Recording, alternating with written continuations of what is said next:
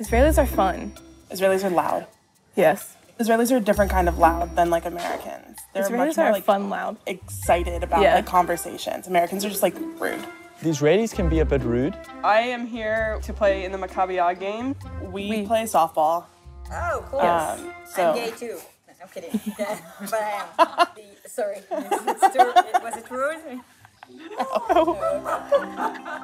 Israelis are not obnoxious like Americans. They look serious, but they're always down to have a laugh and to have fun. Customer service in Israel does not exist. I come from a society where it's normal if you walk into a room to say, hello, how are you? Have like a brief conversation. You do that here, they look at you strange. Like, what are you doing? You're wasting my time. They just know what they want.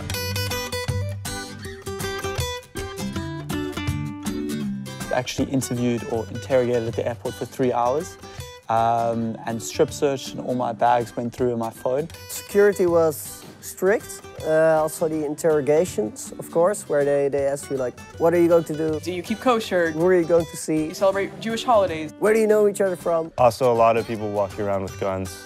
Yeah, that was very different. I mean, if you see a gun, someone walking around the streets in America with a gun, you kind of run the other way. So that's definitely different here. Except in Texas. Except in Texas. I was surprised that the fully armed soldiers were in the stations with real ammunition. Even over here, when they're on a vacation day, they still carry their guns?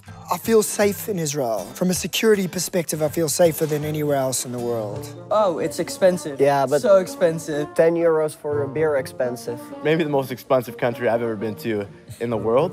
Especially coming from South Africa, where our currency is a lot weaker than the shekel. Compared to New York, where I'm coming from, everything is kind of cheap.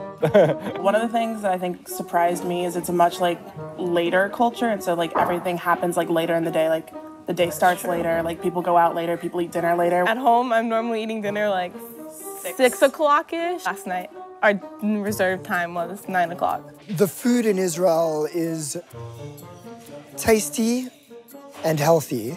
They brought so many salads that was hard to get into the main dish. I do love the hummus here, but I was hoping that it would be even better. Falafel, schnitzel, shakshuka, hummus. Shawarma was very good. Malawa, iced coffee. Have you tried? Didn't try yet. We don't have this in Brazil. I love everything. But you gotta watch the pizza.